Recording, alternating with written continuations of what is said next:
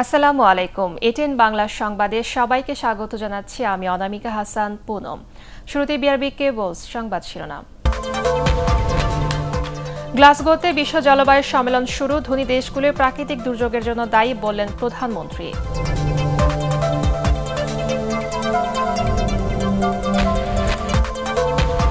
খালেদা জিয়ার বায়োপসি সহ অন্যান্য পরীক্ষার রিপোর্ট পাওয়া গেছে, পর্যালোচনা শেষে চলছে চিকিৎসা।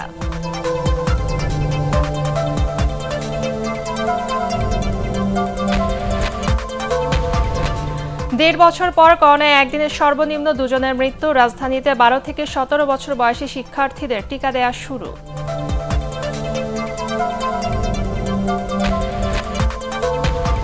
এবং সাজাপ্রাপ্ত আসামি রায় ঘোষণার আগ পর্যন্ত যতদিন হাজতবাসে ছিলেন তা মোট সাজা থেকে বাদ যাবে, আপিল বিভাগের মতামত।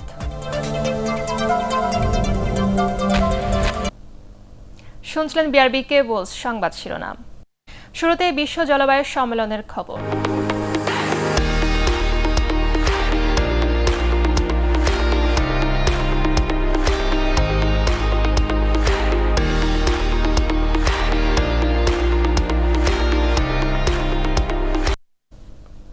এবারে বিস্তারিত। বিশ্বের ধনী দেশগুলি জলবায়ু পরিবর্তন এবং প্রাকৃতিক দুর্যোগের জন্য দায়ী বলে মন্তব্য করেছেন প্রধানমন্ত্রী শেখ হাসিনা। এজন্য তাদেরই সবার আগে উদ্যোগী হওয়ার আহ্বান জানান তিনি। স্কটল্যান্ডের গ্লাসগোতে অনুষ্ঠিত বিশ্ব জলবায়ু সম্মেলনে তাকে স্বাগত জানান ব্রিটিশ প্রধানমন্ত্রী বরিস জনসন ও জাতিসংঘ মহাসচিব অ্যান্তনিও গুতেরেস। সম্মেলনে বিশ্বব্যাপী উদীয়মান পরিবেশ কর্মী, গবেষক এবং প্রতিষ্ঠানের জন্য কমনওয়েলথ বঙ্গবন্ধু আন্তর্জাতিক গ্রিন বিজনেস অ্যাওয়ার্ড ঘোষণা করেন তিনি। গ্লাসগো থেকে আরও জানাচ্ছেন আমাদের বিশেষ প্রতিনিধি কেরামতুল্লাহ বিপ্লব। করোনা মহামারীর কারণে গেল বছর হয়নি বিশ্বের জলবায়ু সম্মেলন, তাই এবার আয়োজনটি অনেক বড়সড়। 123টি দেশের সরকার ও রাষ্ট্রপ্রধান এসেছেন এখানে। স্কটল্যান্ডের শিল্পনগরী গ্লাসগোর সম্মেলন কেন্দ্র পরিপূর্ণ, প্রায় 30,000 অতিথির সমাগমে। স্থানীয় সময় সকালে সম্মেলন কেন্দ্রে পৌঁছেই ব্যস্ত হয়ে পড়েন প্রধানমন্ত্রী শেখ হাসিনা। ক্লাইমেট ভার্নাবেল ফোরামের প্রেসিডেন্ট হিসেবে হাই লেভেলের প্যানেল আলোচনায় জলবায়ুর ক্ষতিকর প্রভাব মোকাবেলায় শক্ত পদক্ষেপ নিতে বিশ্ব নেতাদের নজর কাড়েন প্রধানমন্ত্রী। Adequate climate finance and technology transfer must be recognized by the international community. The major emitting countries need to fulfill their obligations to support us in our efforts to cope with the effects of climate change. বিশ্ব জলবায়ু সম্মেলন কেন্দ্রের এই আয়োজনে Commonwealth president বাংলাদেশের পররাষ্ট্রমন্ত্রীও বক্তৃতা করেন। বিশ্ব জলবায়ু সম্মেলন কেন্দ্রে এবারও প্যাভিলিয়ন দিয়েছে বাংলাদেশ। এতে বাংলাদেশের জলবায়ু রক্ষা, পানি সংরক্ষণ ও ব্যবহার সহ বিভিন্ন বিষয়ের প্রকাশনা দেখেন প্রধানমন্ত্রী। এবারে জাতিসংঘের এই সম্মেলনে সরকারি বেসরকারি মিলিয়ে 200 জনেরও বেশি বাংলাদেশি প্রতিনিধি অংশ নিচ্ছেন। আছেন ব্যবসায়ী নেতারাও। বিশ্ব জলবায়ু ও পরিবেশ সুরক্ষায় বাংলাদেশের নতুন উদ্যোগের কথাও এ সম্মেলনে জানান সরকারি প্রতিনিধিরা। আজকেই তিনি আন্তর্জাতিক ফোরামে প্রথম বললেন যে Mujib innovative green business award দেওয়া হবে, যেখানে তরুণদেরকে এবং নারীদেরকে অগ্রাধিকার দেওয়া হবে। তিনি 5টি রেকমেন্ডেশনস দিয়েছেন, যার মধ্যে একটি আছে টেকনোলজি ট্রান্সফার, আরেকটি আছে যে বিশ্বের বড় ক্ষমতাধর রাষ্ট্রগুলি সহ যে $100 বিলিয়ন যে একটা ক্লাইমেট চেঞ্জ ট্রাস্ট ফান্ড হওয়ার কথা, এটা অ্যাডাপ্টেশন অ্যান্ড মিটিগেশনে 50-50-তে খরচ করার কথা তিনি বলেছেন। প্রথম দিনেই এবার জমে উঠেছে বিশ্ব জলবায়ু সম্মেলন, চলবে 12 নভেম্বর পর্যন্ত। জাতিসংঘের বিশ্ব এই জলবায়ু সম্মেলনে 30,000-এরও বেশি প্রতিনিধি এসেছেন। এবার করোনা পরিস্থিতির কারণে অনেক সতর্কতার মধ্যে অনুষ্ঠিত হচ্ছে এই সম্মেলন, কিন্তু তারপরও নতুন নতুন নানা আশা তৈরি হচ্ছে এবং সেই আশায় বুক বেঁধে বাংলাদেশ সহ বিশ্বের ক্ষতিগ্রস্ত অনেক দেশই প্রত্যাশা নিয়ে তাকিয়ে আছে বিশ্বের বড় বড় দেশগুলোর দিকে। যদি ভালো কিছু পাওয়া যায়, যদি ক্ষতিপূরণ পাওয়া যায়, কিংবা নতুন করে জলবায়ু রক্ষার কোনো তহবিল গঠন হয়, সেটি হবে এই সম্মেলনের সবচেয়ে বড় প্রাপ্তি। Keramatullah Biplob, ATN Bangla, COP26 event, Glasgow, Scotland. উন্নত দেশগুলো নির্গমন হ্রাস পরিকল্পনা পেশ করার উপর গুরুত্ব আরোপ করেছেন প্রধানমন্ত্রী শেখ হাসিনা। স্কটল্যান্ডের গ্লাসগোতে COP26-এ দেয়া ভাষণে তিনি এই কথা বলেন। শুধুমাত্র উচ্চাভিলাষী এনডিসি পেশই নয়, সেগুলো বাস্তবায়নের ব্যাপারেও তাগিদ দেন তিনি। এ সময় বাংলাদেশের এনডিসি আপডেট, $12 বিলিয়ন বিদেশি বিনিয়োগে 10টি কয়লাভিত্তিক বিদ্যুৎ কেন্দ্র বাতিল এবং 2041 সালের মধ্যে নবায়নযোগ্য উৎস থেকে শক্তির 40% নেওয়া হবে বলেও জানান প্রধানমন্ত্রী। এছাড়া উন্নত দেশগুলোর অভিযোজন এবং প্রশমনের মধ্যে ভারসাম্য রেখে বার্ষিক $100 বিলিয়ন প্রদানের প্রতিশ্রুতি পূরণ করার বিষয়টিও তুলে ধরেন Sheikh Hasina. The major emitters must submit ambitious NDCs and implement those. Second, developed countries should fulfill their commitments of providing $100 billion annually with a 50-50 balance between adaptation and mitigation. Third, the developed countries should disseminate clean and green technology at affordable cost to the most vulnerable countries. The development needs of CVF countries also need to be considered. Fourth, the issue of loss and damage must be addressed, including global sharing of responsibility for climate migrants displaced by sea level rise, salinity increase, river erosion, floods, droughts, and all. রাজধানী এভারকেয়ার হাসপাতালে চিকিৎসাধীন BNP chairperson Begum Khaleda জিয়ার biopsy সহ অন্যান্য পরীক্ষার report পাওয়া গেছে। Report পর্যালোচনা করে সে অনুযায়ী চিকিৎসা চলছে বলে জানিয়েছেন তার ব্যক্তিগত চিকিৎসক ডাক্তার AZM জাহিদ হোসেন। টেলিফোনে তিনি জানান, বেগম জিয়া এখন অনেকটা ভালো আছেন। ছোট ছেলের স্ত্রী সহ পরিবারের সদস্যরা নিয়মিত হাসপাতালে তার পাশে থাকছেন। জ্বর সহ বেশ কিছু জটিলতা নিয়ে গত 12 অক্টোবর এভারকেয়ার হাসপাতালে ভর্তি হন বেগম জিয়া। 25 অক্টোবর অস্ত্রোপচারের মাধ্যমে তার শরীরে একটি ছোট চাকা অপারেশন করে বায়োপসি পরীক্ষার জন্য পাঠানো হয়। খালেদা জিয়া ডায়াবেটিস ও আর্থ্রাইটিস সহ বার্ধক্যজনিত নানা রোগে ভুগছেন। 1.5 বছরেরও বেশি সময় পর দেশে একদিনে করোনার সর্বনিম্ন মৃত্যুর খবর রেকর্ড হয়েছে। সবশেষ 24 ঘন্টায় এই ভাইরাসে আক্রান্ত হয়ে 2 জনের মৃত্যু হয়েছে। এর আগে এর চেয়ে কম মৃত্যু হয়েছিল গত বছরের 18 মার্চ। এনে মৃতের সংখ্যা বেড়ে দাঁড়ালো 27,870 জনে। মৃত 2 জনই নারী এবং ঢাকা বিভাগের বাসিন্দা। 19,734 জনের নমুনা পরীক্ষায় নতুন শনাক্ত হয়েছেন 214 জন। সবশেষ একদিনে শনাক্তের হার 1.08%। নতুন করে সুস্থ হয়েছেন 202 জন। স্বাস্থ্য অধিদপ্তরের সংবাদ বিজ্ঞপ্তিতে সব তথ্য জানানো হয়। রাজধানীতে শুরু হয়েছে 12 থেকে 17 বছর বয়সী শিক্ষার্থীদের করোনার টিকা দেওয়ার কার্যক্রম। স্কুলে ফাইজারের টিকা নিতে পেরে খুশি শিক্ষার্থীরা। তবে এসএসসি পরীক্ষা শুরুর আগে সবাইকে করোনা টিকা দেওয়া সম্ভব হবে না বলে জানিয়েছেন স্বাস্থ্যমন্ত্রী জাহিদ মালেক। আর শিক্ষামন্ত্রী ডাক্তার দীপুমণি বলেছেন, টিকা নিলেও স্কুলের স্বাস্থ্যবিধি মেনে চলতে হবে। ইমদাদুল্লাহ বাবুর রিপোর্ট। সব শিশু টিকা নেবে, স্বাস্থ্য ঝুঁকি কমে যাবে, এই প্রতিপাদ্যে এবার ঢাকায় দেয়া হলো স্কুল শিক্ষার্থীদের করোনা টিকা। Motijheel ideal school and college মাঠে এই কার্যক্রমের উদ্বোধন করা হয়। এ সময় স্কুলের শিক্ষার্থীদের ফাইজারের করোনা টিকা দেয় স্বাস্থ্যকর্মীরা। এর আগে নির্ধারিত তাপমাত্রায় সংরক্ষণের জন্য স্কুলগুলোতে নিয়ন্ত্রণ যন্ত্র স্থাপন করা হয়।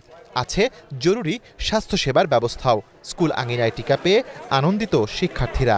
টিকা দেওয়ার আগে একটু হালকা ভয় ছিল, কিন্তু টিকা দেওয়ার পরে আর ওরকম ভয়টা এখন আর নেই। এখন একটা রিলিফ পাবো ক্লাস করে পরীক্ষা দিয়ে।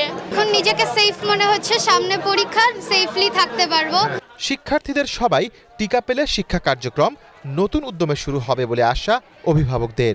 যেভাবে বাচ্চারা ছিল একটা আতঙ্কে ছিলাম, স্কুল থেকে দায়িত্বটা নেওয়া হচ্ছে, আমরাও একটু নিশ্চিত আছি। টিকা কর্মসূচি উদ্বোধন করে স্বাস্থ্যমন্ত্রী বলেন, ঢাকায় প্রাথমিক পর্যায়ে 8টি কেন্দ্রে 52টি থানা শিক্ষা এলাকার শিক্ষার্থীদের টিকা দেওয়া হবে।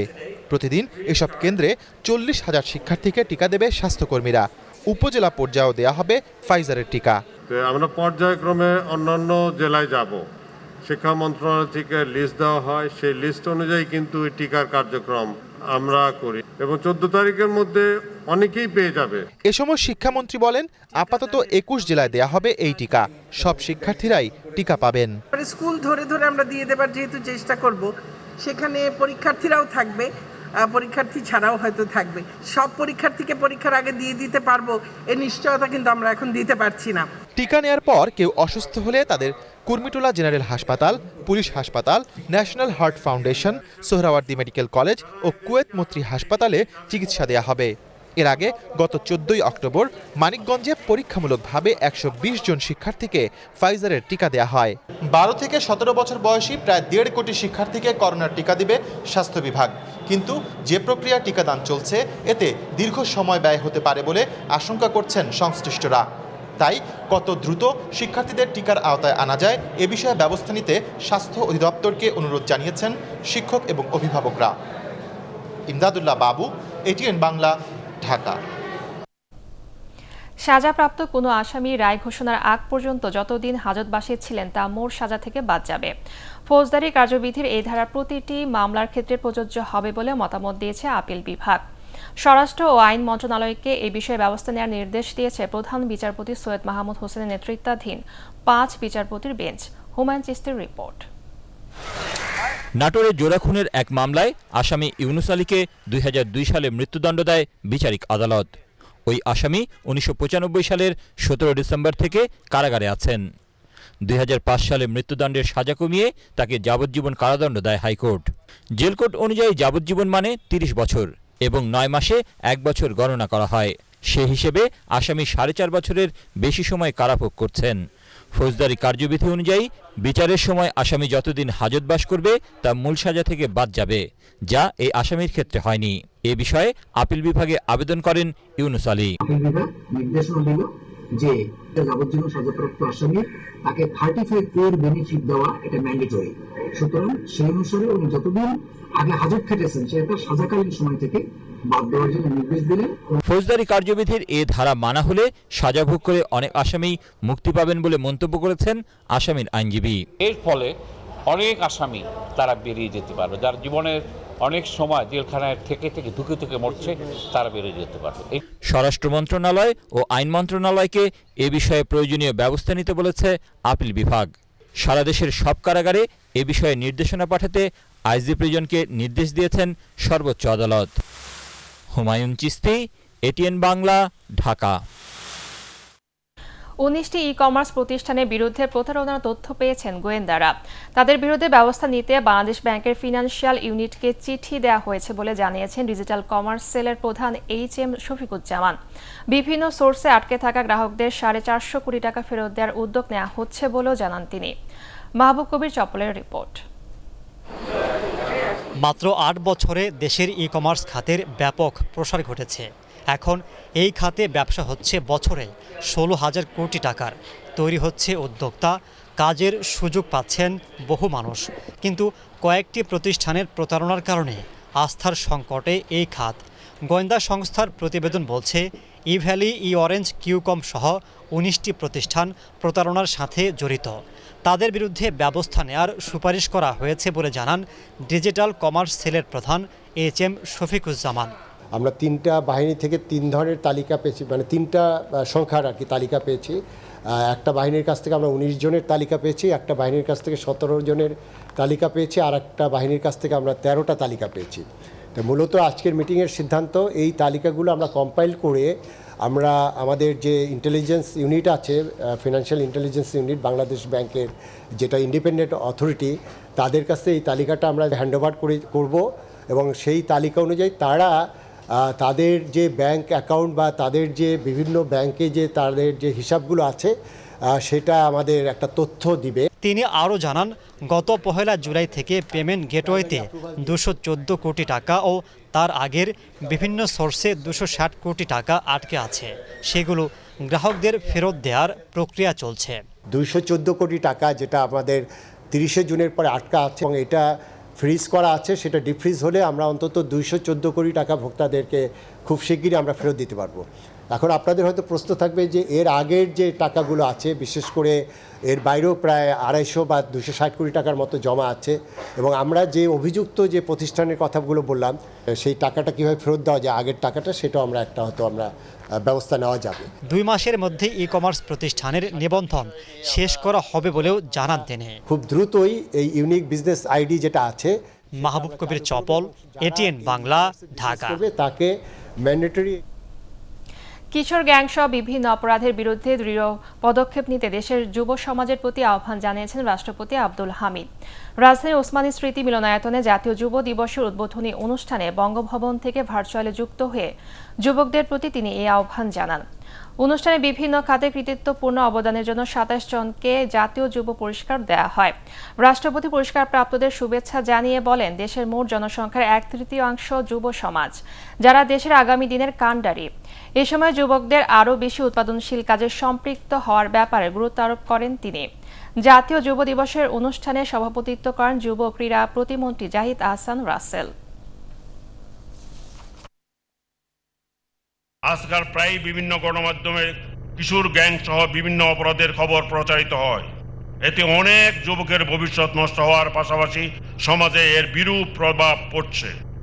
এই ব্যাপারেও যুব সমাজকে দৃঢ় পদক্ষেপ নিতে হবে। আমি যুব সমাজকে বঙ্গবন্ধুর অসমাপ্ত কাজ সমাপ্ত করার কাজে আত্মনিয়োগের উদাত্ত আহ্বান জানাই।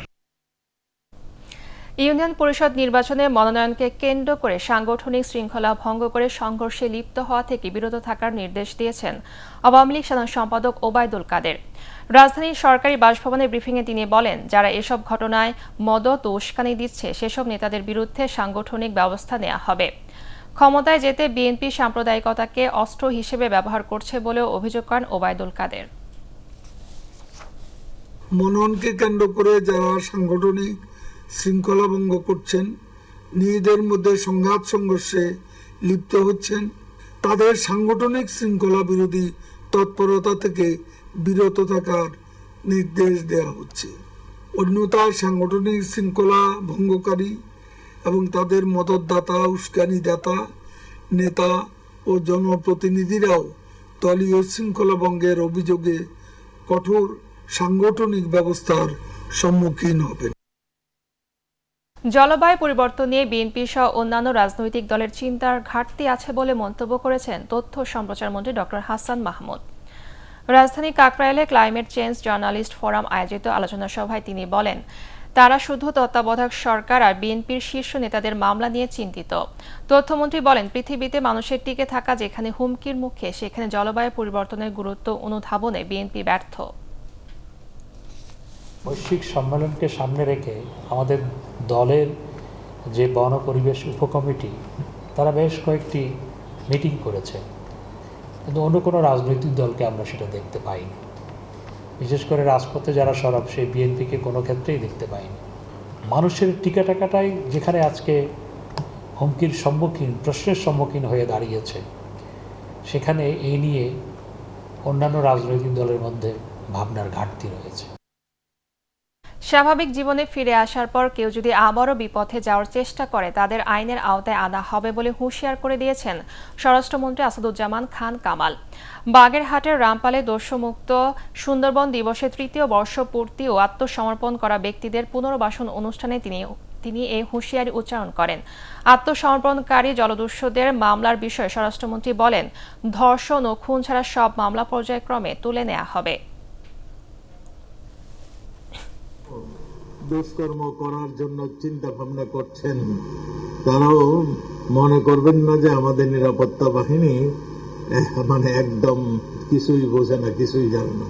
আমরা আমাদের নিরাপত্তা বাহিনী, পুলিশ বলুন, র্যাব বলুন, কোস্টগার্ড বলুন, বিজিবি বলুন, সত্যি অনেক দক্ষ, শক্তিশালী এবং যুগ উপযোগী আমরা তৈরি করেছি। সিরাজগঞ্জ ৬ আসনের উপনির্বাচন অনুষ্ঠিত হবে আজ। এ উপলক্ষে ১৬০টি কেন্দ্রে ইলেকট্রনিক ভোটিং মেশিন সহ অন্যান্য সরঞ্জাম বিতরণ করা হয়েছে। সোমবার প্রতিটি কেন্দ্রের প্রিজাইডিং অফিসারের কাছে ইভিএম সহ অন্যান্য সরঞ্জাম তুলে দেন উপনির্বাচনের রিটার্নিং অফিসার ও রাজশাহীর আঞ্চলিক নির্বাচন কর্মকর্তা ফরিদুল ইসলাম। উপনির্বাচনের প্রতিটি কেন্দ্রে ইভিএম এর মাধ্যমে সকাল ৮টা থেকে বিকেল ৪টা পর্যন্ত বিরতিহীনভাবে ভোটগ্রহণ চলবে। 13টি ইউনিয়ন ও একটি পৌরসভা নিয়ে গঠিত সিরাজগঞ্জ 6 আসন। এই আসনের মোট ভোটার সংখ্যা 4,20,780 জন।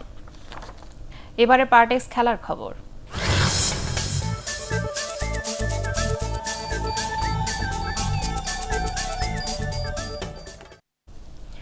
টি-20 বিশ্বকাপের সুপার 12-এ আজ দক্ষিণ আফ্রিকার বিপক্ষে জয় চায় বাংলাদেশ।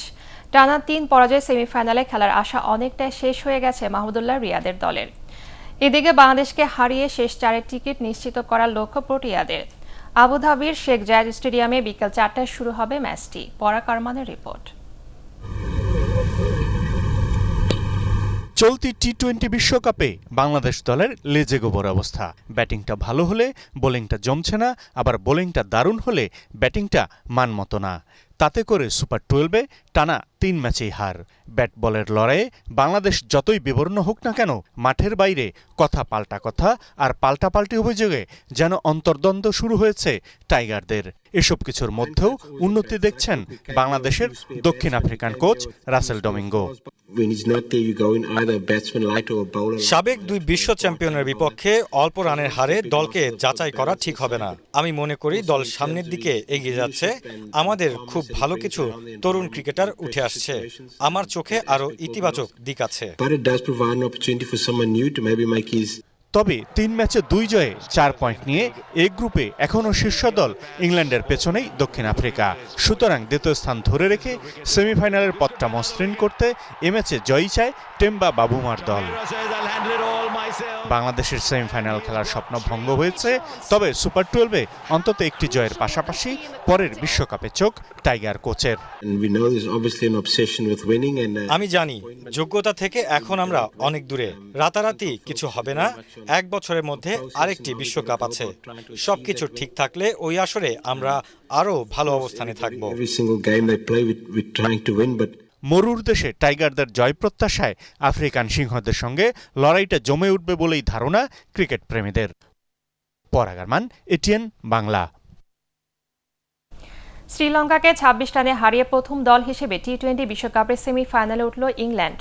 শারজায় ইংলিশদের দিয়ে 164 রানের টার্গেটে খেলতে নেমে 76 রানে 5 উইকেট হারায় লঙ্কানরা। ওয়ানিন্দু হাসারাঙ্গার 34 রানের ইনিংস স্বপ্ন দেখালেও 1 ওভার বাকি থাকতে 137 রানেই থামে শ্রীলঙ্কা। এর আগে টস হেরে ব্যাট করতে নেমে জস বাটলারের সেঞ্চুরিতে 4 উইকেটে 163 রান তোলে ইংল্যান্ড। যদিও 35 রানে 3 উইকেট হারিয়ে বিপর্যয়ে পড়েছিল ইংলিশরা।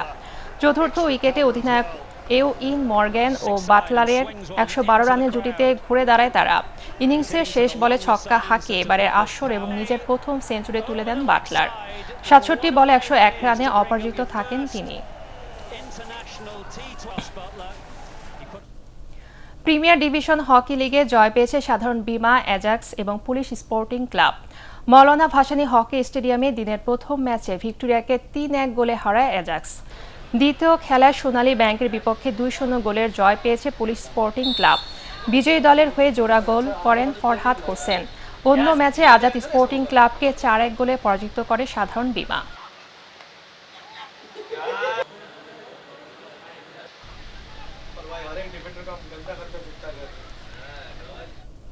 শেষ করার আগে বিআরবি কেবল সংবাদ শিরোনাম আরেকবার। গ্লাসগোতে বিশ্ব জলবায়ু সম্মেলন শুরু। ধনী দেশগুলোর প্রাকৃতিক দুর্যোগের জন্য দায়ী বললেন প্রধানমন্ত্রী।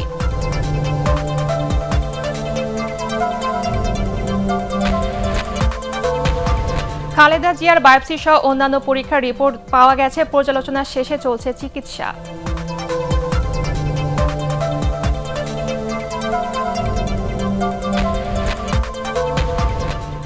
দেড় বছর পর করোনায় একদিনের সর্বনিম্ন 2 জনের মৃত্যু। রাজধানীতে 12 থেকে 17 বছর বয়সী শিক্ষার্থীদের টিকা দেওয়া শুরু।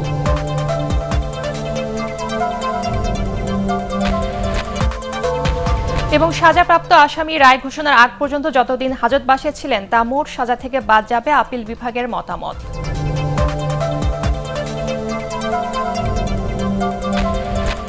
পরবর্তী সংবাদ দেখার আমন্ত্রণ জানিয়ে এখনকার মতো শেষ করছি। করোনা ভাইরাস থেকে নিজেকে সুরক্ষিত রাখতে মাস্ক পরুন, বারবার হাত পরিষ্কার করুন। এটিএন বাংলার সংবাদ ইউটিউবে দেখতে ব্রাউজ করুন youtube/ATN বাংলা নিউজ। ধন্যবাদ।